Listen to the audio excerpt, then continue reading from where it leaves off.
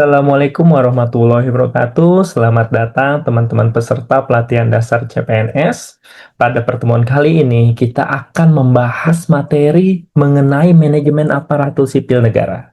Nah, materi ini merupakan masuk ke dalam pembahasan dari agenda 3 ya dengan temanya kedudukan dan peran ASN dalam mendukung terwujudnya smart governance. Nah, pada pertemuan kali ini kita akan membahas secara spesial nih teman-teman.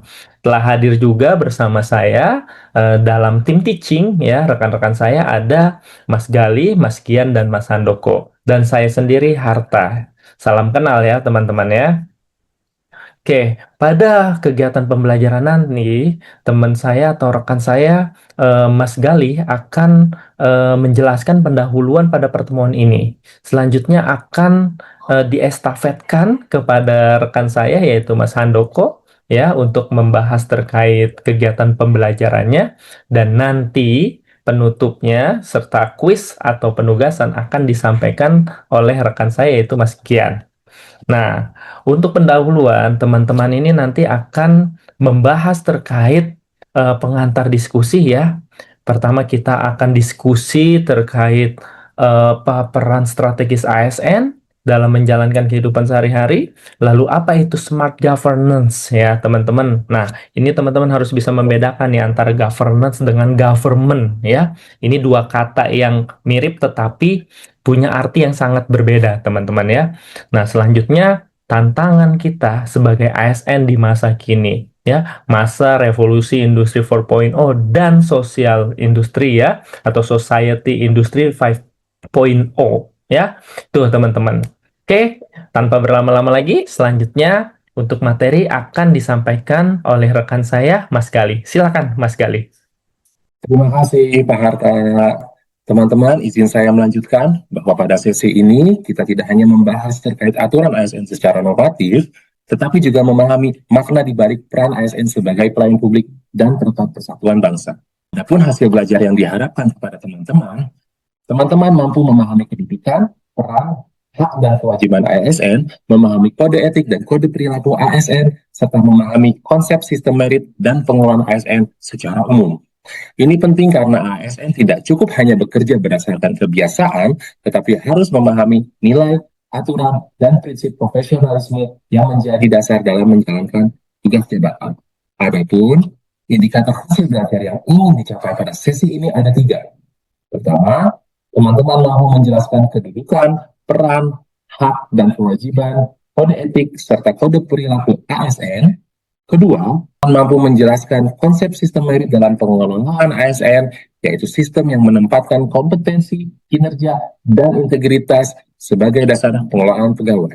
Ketiga, menjelaskan mekanisme pengelolaan ASN mulai dari pengadaan, pengembangan karir, penilaian kinerja, hingga disiplin ASN.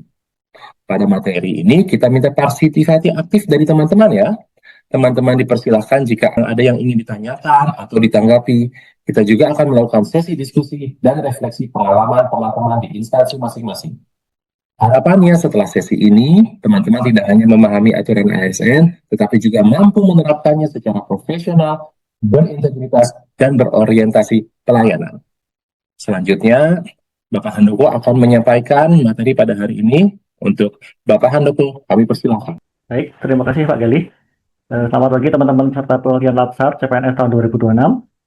Salam sehat semua ya. Kita akan mulai kegiatan pembelajaran yang pertama kita, yaitu tentang kedudukan, peran, hak dan kewajiban dan kode etik ASN. Teman-teman semua sudah mantap ya jadi PNS? Ada yang masih ragu? Semuanya harusnya sudah ya. Karena semoga setelah materi ini kita jadi tambah yakin jadi ASN dan kita memang harus bangga karena memang peran ASN sangat strategis gitu ya. Baik, sebelum ke slide berikutnya, Bapak dan maaf teman-teman, ada yang sudah baca Undang-Undang ASN? Kalau boleh tahu nomor berapa dan tahun berapa? Silahkan resen. Ya benar, Undang-Undang nomor 20 tahun 2023. Di dalamnya kita bisa tahu siapa sih ASN, kedudukannya apa, peran dan tugasnya apa. ASN ada dua di Undang-Undang ASN, terdiri dari apa? Kalau ada yang tahu, silahkan. Ya betul, PNS dan P3K. Kalau kedudukan ASN, teman-teman ada yang tahu? Ya, aparatur yang menjalankan kebijakan negara. Baik, sekarang kita cek ya di slide berikutnya. Ya, ini dia. Benar yang disampaikan teman kita tadi. ASN terdiri dari PNS dan P3K. Sedangkan kedudukan ASN, bagaimana undang-undang ASN adalah unsur aparatur negara yang menjalankan kebijakan yang ditetapkan oleh pimpinan, instansi pemerintah, serta harus bebas dari pengaruh dan intervensi semua golongan dan partai politik. Berikutnya, apa sih peran dan tugas ASN? Nah, ini mirip-mirip ya, teman-teman ya. Ada yang tahu? Oke, siap. Eh, jadi peran ASN maupun tugas ASN itu intinya tiga ya.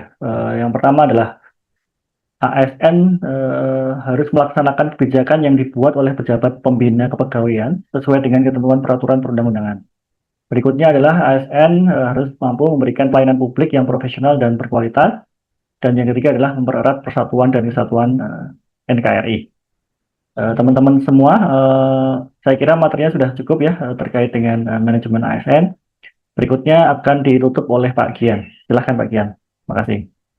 Terima kasih Pak Handoko, luar biasa adik-adik ya hasil diskusi kita, paparan kita hari ini mengenai kedudukan dan peran kita sebagai seorang ASN dalam mendukung terwujudnya smart governance.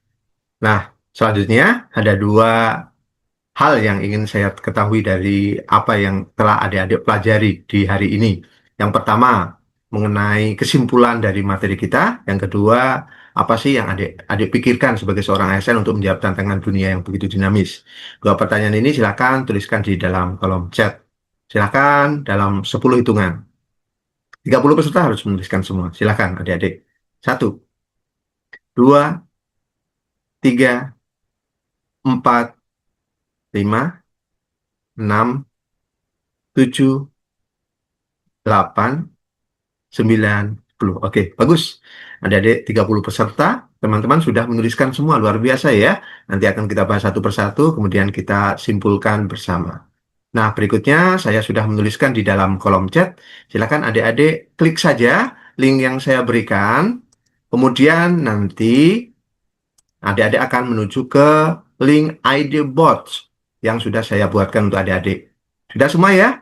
Silakan klik tanda plus di sini adik-adik.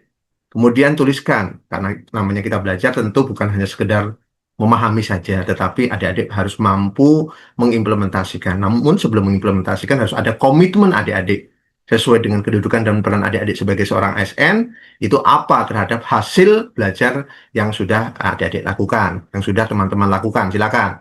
Komitmennya apa? Tuliskan saja. Komitmen saya apa, kemudian jangan lupa tuliskan namanya. Ini akan menjadi bagian dari hal-hal yang akan kami pertimbangkan untuk memberi nilai adik-adik. Silakan tuliskan ya komitmen teman-teman setelah mengikuti pembelajaran ini. Saya beri 10 hitungan. 1, 2, 3, 4, 5, 6, 7, 8, 9, 10. Bagus. 30 peserta sudah menuliskan komitmen bersama. Mari kita tepati untuk melakukan perubahan-perubahan. Baik, adik-adik, ada dua penugasan di sini. Ada tugas individu dan tugas kelompok. Silahkan nanti diikuti sesuai dengan arahan, ya, sesuai dengan instruksi. Nah, deadline-nya kapan? Deadline-nya besok pada pukul 23.59. Silahkan upload melalui LMS kita, ya. Ini ada dua tugas, individu dan tugas kelompok. Masing-masing kelompok berapa orang? 5 orang, sesuai dengan nomor urut saja. Nomor urut 1 sampai 5, kelompok 1. 6 sampai 10, kelompok 2, dan seterusnya. Oke, baik adik-adik. Jangan lupa dengan deadline.